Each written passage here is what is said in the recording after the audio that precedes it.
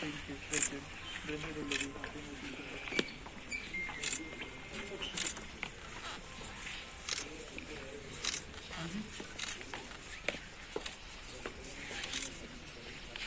जवान अमर रहे, शहीद जवान अमर रहे, शहीद जवान अमर रहे, शहीद जवान अमर रहे।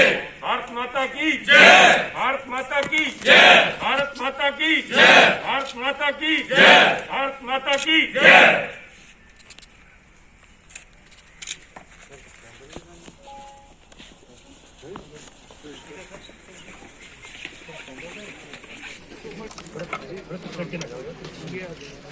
आज सारा देश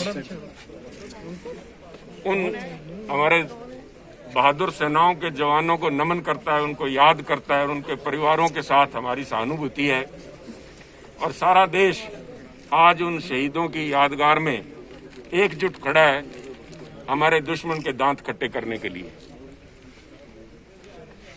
कल ही मैं हमारे एक अमर शहीद नायब सूबेदार सतनाम सिंह, जो कि गुरदासपुर जिले से संबंध रखते हैं, उनके यहाँ अंतिम प्रार्थना में शामिल होने के लिए गया।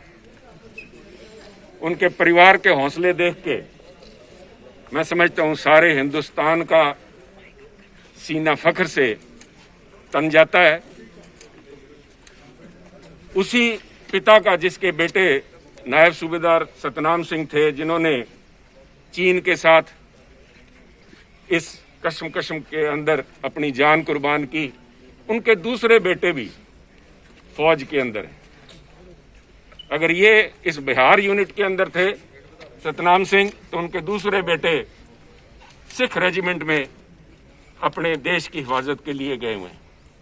और उन पिता का हौसला देखते हुए बनता था, उन्होंने कहा कि भारत माता के लिए 100 बार जान निछावर करनी पड़े तो करेंगे। और यही जज्बा आज सारे देश का है। देश एकजुट खड़ा है, देश हमारी सेनाओं के साथ कंधे से कंधा मिलाकर किसी भी दुश्मन के दांत खट्टे करने के लिए मजबूत है। परंतु कुछ सवाल आज उनके परिवार में, शहीद सतनाम सिंह के परिवार में या दूसरे शहीद जिन्होंने चीन की बॉर्डर पे अपनी जान गंवाई है, शहादत दी है, उनके परिवार और सारा देश कई सवाल आज मन में उभरते हैं कि क्या 6 साल के बाद हमारी आर्थिक स्थिति इतनी बुरी हो चुकी है कि हम अपने सेनाओं को शस्त्र भी मुहैया नहीं करवा सकते, हथियार भी नहीं दे सकते। क्या कारण था कि हमारे जवान निहत्थे उनको अपने बलबूते पे लड़ाई लड़ते हुए उन्होंने कुर्बानी दी। ये बिल्कुल सही है कि एक एक ने 10 को मारा, परंतु मैं समझता हूं कि अगर उनके पास सही मायने में असला बारूद होता, हथियार होते, तो शायद 1 की जगह 10 की जगह 100 मारते। क्या कारण था कि उनको बिना हथियारों के दुश्मन के साथ 2-2 हाथ करने के लिए भेज दिया गया? सारा देश इस बात को जानना चाहता है और मैं समझता हूं कि आज सत्ता में बैठे हुए लोगों का ये कर्तव्य बनता है, देश का मनोबल बनाए रखने के लिए, सेनाओं का मनोबल बनाए रखने के लिए, कि ये बातें स्पष्ट करें कि ऐसी कौन सी मजबूरी थी कि हमारे जवानों को निहत्था करके मरवाया गया। जो गोली से शहीद होने की आदत हमारे जवानों को है और कभी भी पीछे नहीं हटे, गोली का मुकाबला सीना तान के करते हैं, उनको लाठियों से मरवाया गया। क्या कारण था? इस बात का जवाब देना होगा। आज टाल मटोल करने की कोशिश कर रही है सरकार, इधर उधर के बयानबाजी कर रही है, पर सीधा सा बात है, ये बता कि जवान क्यों मरे, ये बता कि हमारी जमीन क्यों दबी, क्यों हमने चीनियों को अपनी सीना के अंदर घुस के आने दिया, क्या मजबूरी थी, क्या कमजोरी थी? देश ये जानना चाहता है। ये सवाल साथ में ये भी उभरता है कि क्या सरकार सो रही थी, क्या सरकार झूला झूल रही थी, या महाबलीपुरम के अंदर लुंगी बांध के अपने आप को महाबली का नाटक कर रहे थे, जबकि सेनाएं, दुश्मन देश की चीन की सेनाएं हमारे देश में क्यों घुसी? इस बात का जवाब सरकार को देना होगा। देश एकजुट है।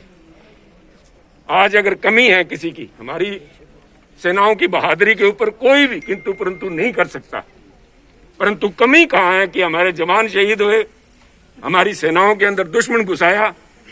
मुझे तो एक ही पंक्ति याद आती है, क्योंकि पंजाब की इस सूरमाओं की धरती के ऊपर जब मैं आज खड़ा हूं तो मुझे एक बात आती है, जे होंदियां सरकारां तां मुल पाउंदियां जो सिंघां ने तेगा मारियां ने। एक सरकार बाजों शाह मोहम्मदा फौजां जित के भी आ जा रही नहीं। क्या वजह हुई? कमी फौजों में नहीं थी, कमी लीडरशिप में है। उस लीडरशिप की कमी को जब तक अपनी कमजोरियों को छिपाने का प्रयास करते रहेंगे, अपने आप को बहकाने का प्रयास करते रहेंगे, देश को बहका सकते हैं, परंतु यथार्थ क्या है उसके ऊपर खुलासा करके हमारे सेनाओं का मनोबल मजबूत करिए। देश आज एकजुट खड़ा है, सरकार के साथ खड़ा है, देश एकजुट होकर हमारी सेनाओं के साथ खड़ा है, हमारे बहादुरों के साथ खड़ा है। परंतु हमारा एक ही मकसद है कि हमारे उन शहीदों की कुर्बानियां व्यर्थ ना जाएं, हमारी सीमाएं सुरक्षित हों, हमारा देश सुरक्षित हो और हमारे जवानों को बेफजूल किसी की इमेज बनाए रखने के लिए, किसी का छवि बनाए रखने के लिए उनको कुर्बानी ना देनी पड़े। मोदी साहब ने सिर्फ बिहार के फौजियों का नाम लिया, सारे पंजाब के फौजियों का नाम नहीं लिया चाह रहा हूँ। अनफॉर्चुनेट बिहार बहुत ही मैं समझता हूँ कि मैंने जब बात की है ये कमी लीडरशिप की है। आज उस किस्म की लीडरशिप हमारा दुर्भाग्य है देश का कि जो देश को हिस्सों में बांटना चाहती है। जब आप देखिए जो खून गिरा सरहद पे वो खून था हिंदुस्तानी। अगर उसको आप बिहार और पंजाब के इस तरह बांट के देखेंगे तो मैं समझता हूं कि हमारे सेनाओं का मनोबल कम होगा। मेरी एक ही बेनती है सरकार से, देश की सुरक्षा के साथ खिलवाड़ ना करें। आपकी छवि लोगों के सामने बिल्कुल स्पष्ट हो चुकी है, झूला झूल के है। जिस तरह आपने कहा था कि चीनी जो सरकार है देखना चाहती है कि हम क्या चीज है, उन्होंने देख लिया कि आप क्या चीज हो, परंतु देश की सुरक्षा के साथ इस किस्म का खिलवाड़ हमें नहीं करने देंगे। Thank you.